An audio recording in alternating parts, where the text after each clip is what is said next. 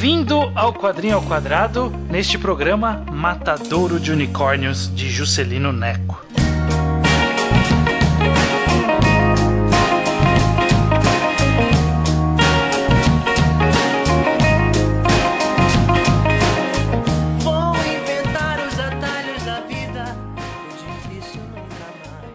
Pois bem, este é mais um Quadrinho ao Quadrado. Eu sou Estranho, estou aqui acompanhado pelo... Judeu Ateu. Muito bem, estamos aqui para mais um Quadrinho ao Quadrado, que é o nosso programa mensal do Ao Quadrado, programa mensal sobre quadrinhos nacionais. Todo mês a gente fala sobre um quadrinho nacional. Normalmente o programa tem essas duas partes, em que a primeira é para quem ainda não leu e quer conhecer, saber se vale a pena, e a segunda parte é para quem leu, com spoilers e tudo mais. No programa de hoje a gente vai falar de Matadouro de Unicórnios, do Juscelino Neco, lançado pela editora Veneta. Sim. É o primeiro trabalho do Juscelino Neco que eu leio. Você já tinha lido alguma coisa dele antes, Judeu? Não. Também é a primeira obra que eu leio dele. Eu acho que essa é a segunda obra dele, na verdade, só. Pelos comentários aqui atrás, né, nas quotes, tem um quote da Laerte dizendo que o primeiro era Parafusos dos Zumbis e Monstros do Espaço. Esse eu nunca nem vi. Sim. Falar a verdade. Não, esse eu vi por aí, é bem elogiado também, mas até onde eu sei ele ficou conhecido mesmo com o Matadouro de Unicórnios. Foi bem comentado na época que saiu. Eu mesmo, quando não manjava muito de quadrinhos nacionais, eu via ele pipocando por aqui e por ali, e aí eu comprei, li e recomendei pra você que não leu a obra anteriormente a este podcast dessa vez, né? Exatamente, eu li ele especificamente para esse podcast. Judeu, sobre o que é Matadouro de Unicórnios. A sinopse de Matadouro de Unicórnio, ela não vai contar muito da história, porque Matadouro de Unicórnios é cheio de twists malucos, né? Tem uns 30 atos e uns 30 twists nessa história, mas é basicamente a história de um homem que resolve virar um serial killer. Que tal? É um homem, por alguns acasos na vida dele, ele resolve que ele vai virar um serial killer pra poder meio que ganhar fama em cima de um livro que ele vai escrever dele mesmo, né? É, mais ou menos isso, né? Existe uma história por trás que justifica ele tomar essa decisão. A gente começa com um in media res, olha só que bonito, né? Que começa com um acontecimento mais na frente na história, que é ele falando, olha, não tenha dó de mim porque eu matei uma galera aí. E aí a gente vai conhecer essa história. E é basicamente isso, o Matadouro de Unicórnios. Eu queria começar por um dos aspectos que mais chamou a atenção. Mais chamou a minha atenção, que foi talvez a arte. Sim. Tenha estranhado um pouco de início. Como foi pra você quando você leu pela primeira vez? Você lembra?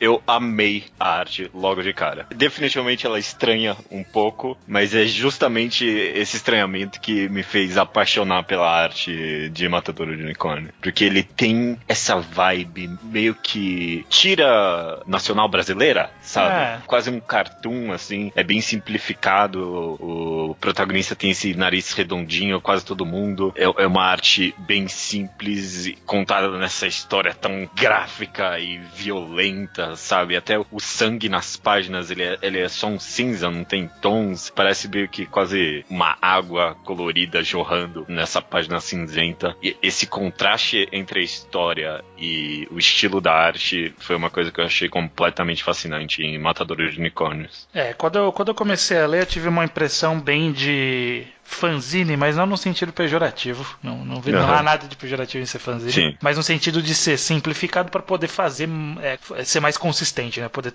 terminar uma história mais longa com mais facilidade. E aí eu tive essa impressão que, será que é meio fácil demais, meio barato, mas ou talvez até falta um aprimoramento técnico do autor ou algo do tipo, mas essa impressão foi sumindo ao longo da história quando eu percebi que ele sabia fazer ângulos interessantes, ele sabia fazer composições interessantes, narrativas visuais interessantes. Então, na verdade, ficou bem claro ao longo da história que a escolha do design dos personagens o estilo do autor. É uma escolha ativa e que não é uma falta de prática ou algo do tipo. Pelo contrário, né? O autor ele tem alguns ângulos bem interessantes, ele tem alguns zooms interessantes e aí essa figura simplificada dos personagens, que elas são bem simplificadas, tipo os olhos, por exemplo, tempo são só 2 pontinhos mesmo, né? Não tem formato de olho nem nada. A sobrancelha do personagem principal é só um traço em cima dos 2 olhos, sabe? Uma sobrancelha única. Tipo, é muito simplificado. E aí, de vez em quando, ele dá uns closes que aí você... Tipo, funciona esses closes. É estranho, mas funciona ao mesmo tempo.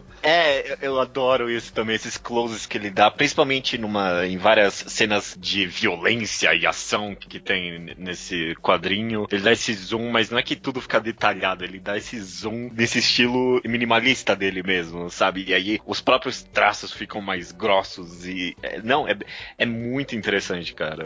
Eu disse, inclusive, que é uma escolha ativa, mas eu não sei se é exatamente a melhor forma de descrever, porque, pelo menos na minha perspectiva, lendo, eu pensei, esse é o estilo dele, e ele soube malear e mexer o máximo possível pra caber nessa história, e acabou ficando esse negócio bem fascinante. Sim, eu concordo, ficou bem interessante mesmo. E aí, dito isso, eu acho justamente curioso como um traço tão simples consegue, ao mesmo tempo, contar essa história, que ela é violenta, né, tem umas passagens bem violentas, com bastante violência gráfica, né, de fato, e é simples ao mesmo tempo, mas ainda assim é violento, sabe? Você tem essa... Parece meio cartoon e que poderia nos afastar da violência das situações, né? Poderia parecer justamente cartunesco, parecer ausente de peso. Mas não, tem peso nas cenas.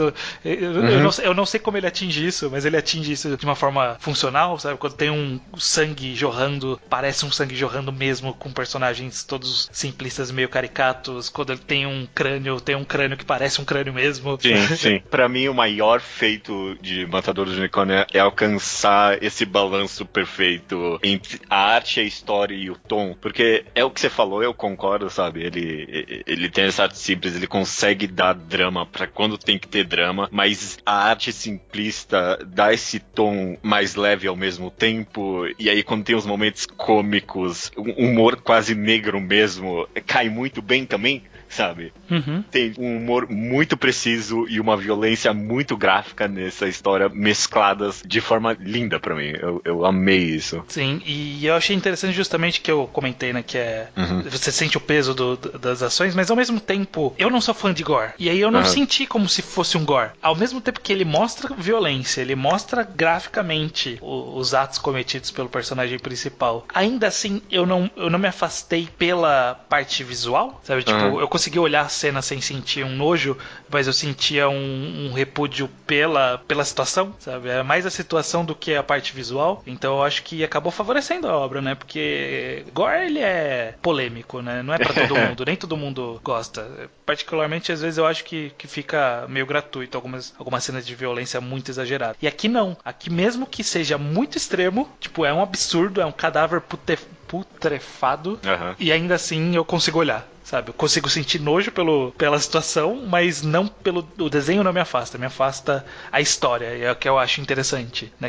Que é bem interessante atingir desse sentido. Achei muito interessante seu comentário, porque justamente muito da história é a glorificação da sociedade pela violência, né? O quanto a gente compra, o quanto a gente ama a violência, e parece justamente por causa desse estilo, ironicamente, eu não sei nem se foi intencional ou não, mas o autor conseguiu se afastar da glorificação da violência, né? É mais a história mesmo e as ações cometidas do que é o sangue jorrando na cara da pessoa e tudo mais, né? Ele conseguiu se afastar da glorificação da violência, mas contar a história pelo mérito dela. Sim, concordo. Assim que eu terminei, essa comparação me veio à cabeça e eu só quero vomitar ela aqui pra tirar logo da minha cabeça, que esse quadrinho me lembrou muito mesmo O Abutre, Nightcrawler, filme, não sei se chegou a ver. Sim, um dos meus preferidos. Eu adoro esse filme também, e Matador de Unicórnio me lembrou muitos plot points casam, mas principalmente pelo tom, sabe? Esse tom que eu comentei, dele ser um humor negro, dele ser violento, e conseguir mesclar essas duas coisas ao mesmo tempo, eu achei que lembrou bastante o Abutre. Os personagens se aproximam bastante, né? O Abutre, pra quem não assistiu, é um filme sobre um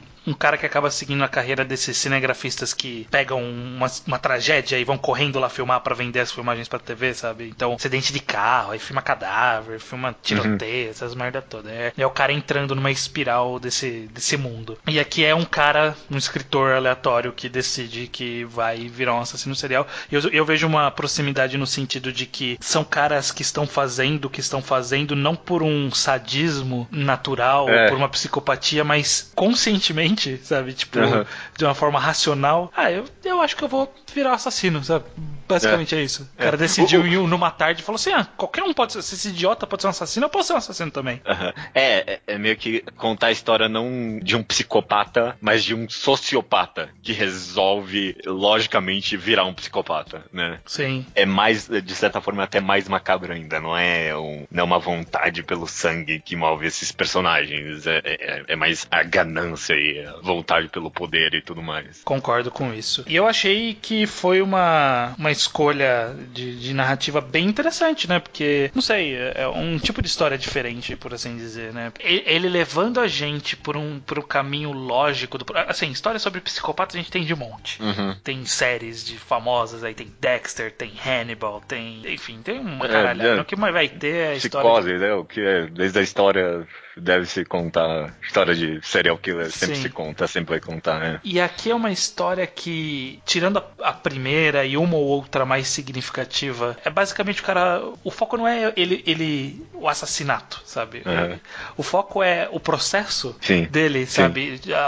Depois do primeiro assassinato dele, como ele desenvolve a técnica, como ele aprimora o processo, o que ele tá pensando que isso vai levar, o que ele precisa fazer pra seguir fazendo isso e atingir o objetivo dele. E aí, em algum ponto, você esquece que ele tá matando pessoas, tipo, vira meio corriqueiro que ele tá matando pessoas. Sim. É uma pegada interessante, é uma pegada meio diferente, que não glorifica esse assassino, não coloca ele como esse monstro. Nossa, nunca conseguiremos entender o que se passa pela mente desse psicopata. Não, pelo contrário, é um cara normal que, é um cara aqui que decidiu matar. Eu conheceria alguém que faria isso desse jeito, ativamente. Dadas as circunstâncias.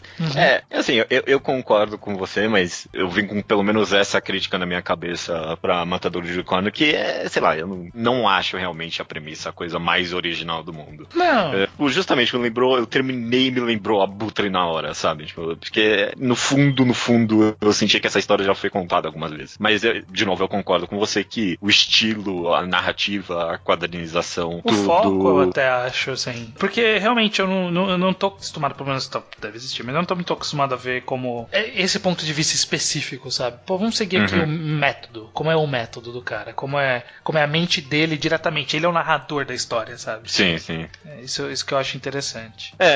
Mas eu também, assim, não é nada que o cara descobriu um novo gênero aí, não é nada disso. Não, é justamente isso, esse negócio de perspectiva e tal. Eu sinto que já foi feito mesmo. É minha perspectiva aqui, mas tem coisa diferente o bastante pra tornar uma história única, isso com certeza. Eu acho que a gente deu pra falar legal sobre Matador de Unicórnios sem spoilers, porque a história tem bastante plot point interessante, né? Então, esse é um que dá pra falar pouco, sem estragar muito. Mas o que você achou de forma geral, então, de Matador de Unicórnios? Você, principalmente, que releu já agora novamente, né? Passou novamente pela leitura. Qual é a sua opinião final, geral, sobre Matador de Unicórnios, Judeu? Eu vim aqui com a vontade de falar que eu acho ok só, mas eu acho que no final eu amo Matador de Unicórnios, porque não é nem a primeira vez que eu releio essa obra, acho que é a quarta ou quinta. Viro relendo e toda vez que eu releio eu encontro alguma coisa mais interessante nela. Eu acho que é uma obra incrivelmente fácil de reler, incrivelmente fácil de encontrar coisa interessante toda vez que você relê ela. Isso, se tem um adjetivo positivo que eu posso dar pra uma obra, é essa, sabe? Uma obra que dá pra reler bastante. Então, eu definitivamente gosto muito, amo Matador de Unicórnio, eu acho que é uma excelente obra. Tem os seus defeitos aqui e ali, em pontos específicos que a gente vai comentar agora na parte com spoilers, mas eu, sem dúvida alguma, recomendo. Sim, eu tive essa primeira leitura, na verdade, né? Então eu li praticamente para esse podcast. E me surpreendeu positivamente, porque é o que eu falei, né? No começo eu tive esse meio, será? E eu acho que funcionou bem no final. Foi uma boa leitura, foi interessante. Conclui de uma forma, eu acho, satisfatória. O arco todo da história, de forma geral, eu acho que se justifica, o seu tamanho, tudo que ele apresentou. É uma história bem fechadinha, bem completa, bem redonda. Eu acho que isso é sempre positivo quando a gente lê um quadrinho nacional. Ver uma história tão redondinha assim, né? Tão bem acabada. Né?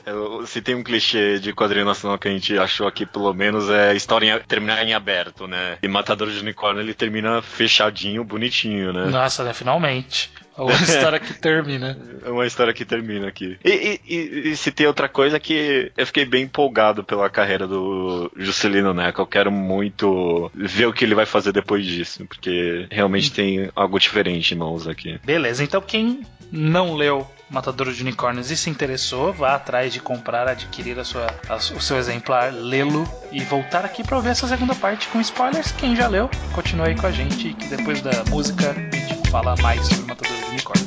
Vamos lá.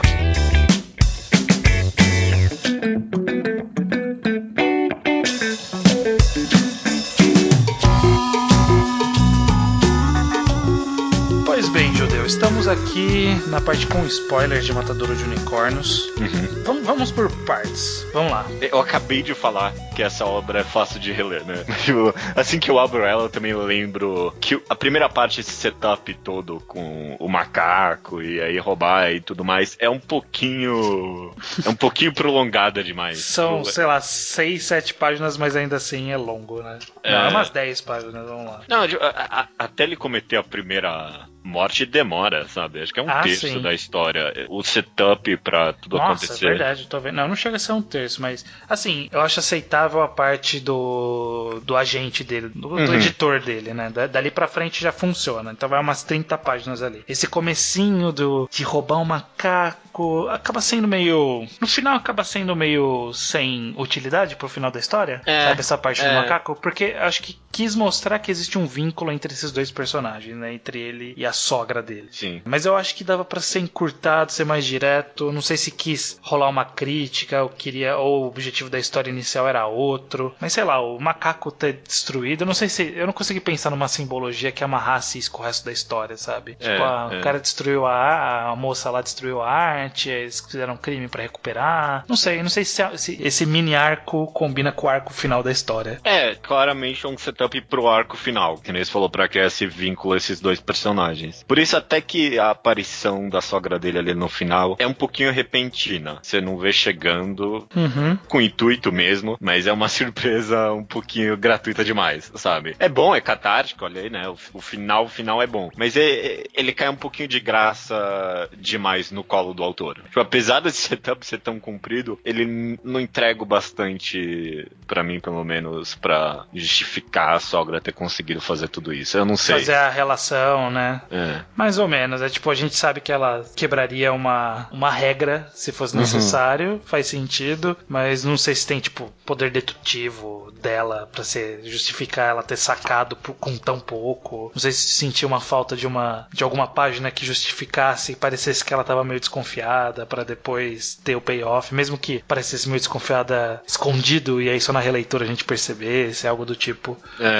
Eu acho que tirando um pouquinho desse começo e jogando mais pro meio, mais pra depois da morte da mulher dele, talvez funcionasse melhor. Talvez funcionasse um pouquinho melhor. Não, eu concordo. Mas é pequeno detalhe também isso, na minha opinião. E esse comecinho acaba sendo o motivo do que eu fiquei será? Eu comecei a ler, porque ele vai indo tão devagarzinho que eu fico, será que vai engatar? Mas ele engata, eu acho que felizmente ele engata. Já na parte do editor, eu já acho que já é interessante eles conversando sobre a carreira dele, sobre como ele tem que seguir na vida, que o livro não tá vendendo mais. E você vê as engrenagens na cabeça dele começando a girar, sabe? Até culminar na página preta que ele olhando pro leitor e falando, tipo, eu realmente entendi o que eu tenho que fazer, sabe? Finalmente eu me dei conta, eu tô lendo aqui, sabe?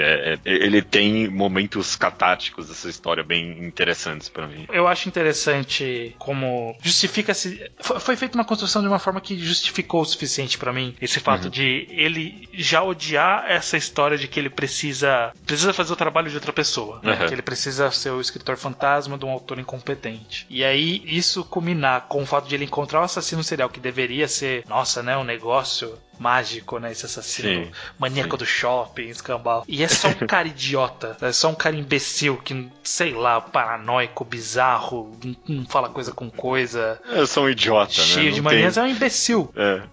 E aí, pra mim, isso justifica o cara olhar e falar assim: meu Deus, olha a merda que eu tô tendo que fazer por causa de um idiota, sabe? Não, e até, de certa forma, é um comentário até das próprias histórias de serial killer, sabe? Essa ideia de que. E o próprio quadrinho comenta isso, né? De que, tipo, tem que ser um cara misterioso, um galã, né? Um serial killer e tal. E era só esse Zé Mané que. E que só foi pego porque matou alguém errado. Se ele tivesse continuado matando gente desconhecida, ele não teria sido pego, né? Mas ele matou uma filha de um delegado e aí cagou tudo. O próprio protagonista, né? Ele não é um galã, sabe? Ele é meio feião, assim, na história. E ele vai ficando cada vez mais feio, né? Quanto mais violência é cometida por cima dele, mais desfigurado ele vai ficando. A gente passa pela primeira cena do assassinato. Eu acho interessante esse primeiro assassinato dele, que é um build-up, é um build-up longo e que é súbito e se justifica, e eu acho que funciona muito bem, tipo, pra mostrar como o cara tava decidido. Tipo, o começo tava naquela, porra, meu, é meio awkward, né? Até meio, sei lá, fica meio com vergonha alheia do assassinato do cara. O quão, tipo, né, quanto ele não sabe fazer isso, né? E aí pegou essa mulher que fica falando um monte de merda, sabe? Aí ele mata, escorrega no sangue, suja a casa inteira, sabe? Tipo, é um assassinato e ao mesmo tempo é meio... Puta, que vergonha desse cara. De novo aqui a minha cabeça, tipo, sei lá, Dexter fez isso também, sabe? A ideia da primeira morte de um serial killer ser essa bagunça e tal, e a própria cena é meio parecida pra mim, mas o que acaba diferenciando, de novo, é a narrativa da ação e a arte dele, esse sangue monotônico, esse sangue ser um cinza só, e aí vai mesclando nele e no chão, parece meio que uma pintura meio abstrata, sabe? Sim. Eu gosto bastante disso. É engraçado que eu comentei de tira, mas essa parte do primeiro assassinato mais me lembrou, principalmente na parte do processo e tudo mais, me lembrou um infográfico ou um manual de instruções tipo, de ser o assassino, né? Principalmente por causa dessa arte simplista, sabe? Parece quase um boneco mesmo, como você montaria uma cadeira, sabe? Só com uns hieroglifos meio malucos. E, definitivamente me lembrou. Eu achei interessante essa questão de processo, né? E aí eu pensei que só assassinato não ia adiantar, então eu precisava de mais alguma outra maluquice. Eu tentei comer o cadáver, mas aí eu pensei que, né, os outros já foi saturado o canibalismo. Tipo, já tem demais. Ele só. E ainda assim ele continuava comendo pela questão prática da coisa. Pelo menos eu economizava dinheiro com o mercado, sabe? E aí a ideia dessa escultura que não é nada, né? É muito bom isso, cara. Eu adoro. Fiz uma escultura que não significa nada aqui, não. Sim. A gente tem uma cena rapidinha da sogra no hospital, que aí ele encontra a ex-mulher e tal. Que esse é um exemplo do tipo de coisa que eu queria pra melhorar o build-up do final, né, da revelação final, porque funciona, tipo, revela um pouco da personalidade da mulher, da sogra, revela um pouco da esposa, tipo, tem um papel pra narrativa, que eu acho que era um build-up que precisava ter mais. Talvez mais do que build-up é uma boa exposição desses três personagens, sabe, e da relação deles, porque antes era mais, talvez, que nem você falou, era mais um build-up pra história mesmo, e pro que vai acontecer, só que essa cena do hospital mostra muito bem a relação entre os três, sabe? Entre todo mundo ali, e meio que talvez até o que levou esse personagem a ser assim, eu acho mais interessante por esse viés, pelo menos. E aí ele matar meio que isso, logo em seguida, tipo, ele ver a mulher e pensar que, porra, o que eu tô fazendo vai afetar ela, então é melhor eu avisar ela, né, pra ela se prevenir, se preparar pra isso. Tipo, ainda é ele dentro do processo lógico, e no final acaba não sendo lógico que ele tava muito bêbado e mata ela no processo, né? Exato. É uma cena bem violenta que novamente, né, funciona com essa arte dele, né? Garrafada na cara, aliás, o soco na cara cara, né? Com a garrafa que ela tentou bater nele. Ela dá uma garrafada nele e ele dá um soco nela. Não, e aí são essas páginas que me convenceram que essa arte funciona, sabe? Esse zoom que ele dá, que nem você falou, da garrafada na cara dele, aí ele fica todo desfigurado, ele dá a página do soco, que é uma página única, é excepcional, sabe? É muito... Essas rugas que ele vai colocando na cara dos personagens, essa textura bizarra, é muito boa. Depois ele se aproximando pra enforcar ela, né? Funciona também. Nesses quadrinhos horizontais bem compridões, né? Eu adorei essa cena também. Sim. Não é a coisa mais original do mundo, mas funcionou também. E aí é interessante essa virada que tem da história. Esse logo é o twist mais do nada do mundo, né? É, o seguinte que é dele... Pô, o cara morreu na cadeia, encontraram o sêmen até no pulmão dele. E aí o cara fala, caralho, é mesmo, né? Eu vou pra cadeia. É muito interessante. E me convence, porque, tipo, também, quando ele falou de assassino serial, a gente sempre pensa naquela coisa meio glamurosa mesmo das histórias. E ele fala assim, eu tava pensando que era uma cela isolada, sabe, uma coisa assim. Mas não, ele vai pra cadeia no Brasil, sabe? Exato. Ele não é o Hannibal, né? Ele não vai ficar numa cela de vidro ali sozinho, né? Sim. É bem interessante. Essa parte eu achei muito interessante mesmo, porque é engraçado a gente tá falando aqui de quadrinho nacional, né? E as histórias de serial killer e tudo mais é sempre nesse contexto americano, as pessoas vão ficar em cela isolada. E aí você insere esse contexto brasileiro de que, mano, a prisão aqui é superpopulação, não tem essa porra não, cara. Finalmente cai a real ali pra ele. É até interessante porque até tira esse personagem desse ar de intelectual e mega raciocínio que ele tem, sabe? Tipo, por que ele não pensou nisso até agora, né? Tipo, sim. Caraca, eu vou pra cadeia. Mas aí tem o twist no twist, que aí ele decide que, porra, então... E vê o livro do cara, Matador de Unicórnios, com um name drop interessante. Name drop interessante. Eu gostei também. A ideia desse cara, no final das contas, ser um excelente escritor é excepcional, eu adorei isso. Cara, esse é um excelente escritor não, né? Esse é um escritor que entrega o que o povo quer. Exato. Tanto que ele lê e fala assim, isso aqui é cheio de clichê, linguagem manjada, é exatamente o tipo de coisa que faz sucesso. E funcionou no final das contas. Sim, eu achei interessante que logo em seguida, quando ele percebeu, tipo, já sei o que eu vou fazer, eu já falei, ok, ele vai matar esse cara, né? Então ficou bem claro isso. Quando ele entra na casa, quando ele pergunta pro cara, alguém leu isso aqui? Não, ninguém. Ele faz aquela cara de assassino. Eu adoro esse quadro, que ele é perfeito, né? E aí tem esses caveiras no olho dele, é muito bom. Mas o que eu gostei justamente é do twist dessa cena de que ele não só matou o cara, não foi fácil. Nossa, puta que pariu. Essa cena de ação dos dois é muito boa, cara. É muito boa. É muito boa. Primeiro que é só a ideia da cena começar com ele pegando o machado do Thor ali. O martelo, né? O martelo do Thor ali. Quebrar na cabeça do cara e não dá porra nenhuma porque é um brinquedo. Eu adorei isso, cara. Esse mix de humor, violência e gore. Sim. Que, tipo, fez a história pra mim. Tá tudo representado nessa cena. Sim, nossa, e é pesado, né? O cara vai lá e mete o dedo no olho, mão na garganta, soco na cara, joga a bolsa de colostomia no outro, né? Que joga merda, né? Porque ele falou que o cara tinha tinha sofrido, como que chama? Castração elétrica. E aí ele tinha que carregar uma sonda, aí o cara pega a sonda e joga na cara do outro, sabe? Que coisa... Mata com o livro, sabe? Do Jack Stripador, né? Não, é o It, é o Stephen King. O Jack Stripador ele vê antes, mas não é o que ele usa pra matar. Tem razão. Cheio desses detalhezinhos interessantes, inclusive. Sim, o que eu não entendi foi o que ele rasgou ali no final e jogou pela janela. Era, sei lá, manuscrito do Matador de Unicórnios? Não ficou muito claro pra mim. Eu tô perdido aqui agora, eu não sei. Tá. Não sei. É algum fichário ali, eu não sei também agora, você me perdeu. Sim. Mas enfim, eu também não entendi isso, mas... Enfim, né? É interessante que funciona, faz sucesso mesmo o livro. E felizmente a história não termina ali, né? Porque a gente não quer ver esse cara meio escroto se dando bem no final. Embora ele tenha aproveitado bem os minutos de fama que ele teve. Ele foi inteligente, né? Várias orgias. O cara... É interessante, começa a história falando, não tem dó de mim não, porque eu sou um filho da puta. E no final da história, ele é um filho da puta mesmo. E, tipo, é bem gratificante ele se fuder. Sim. Eu meio que gosto, já pulando até aqui pra cena final, eu gosto gosto que ele deu essa cena de que ele ia conseguir escapar da sogra dele, sabe? Ele deu essa cena dele pegando a cadeira, esmurrando a cara dela e vencendo. Sim. E aí o próprio fato dele narrar falando que essa história não é de alguém que morreu, né? Que eu tô aqui contando essa história, então eu tô vivo. Aí dá pra acreditar mesmo. E quando eu tava lendo isso, eu tava meio, mano, sério, esse cara escroto vai vencer essa ainda? Eu não tava gostando, sabe? Sim. Eu tava achando meio, não dá essa pro personagem autor. Não é.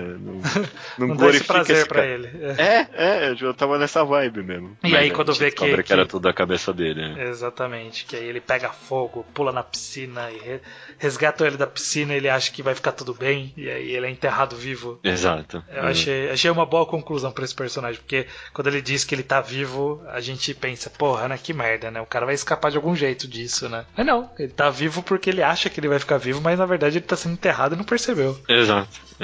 Não, e até... Eu nem acho que ele tava sendo enterrado vivo, acho que tipo, foi alguma artimanha narrativa mesmo da história, essa ideia de o cara tá contando mesmo com ele morto, sabe? Sim. Mas, de qualquer jeito, é gratificante o quão patético essa cena sabe? Ele Sim. narrando a vingança dele, sendo que ele tá podre ali, já é o cadáver dele, né? Sim, é prazeroso. Dá um ok, beleza, esse cara mereceu.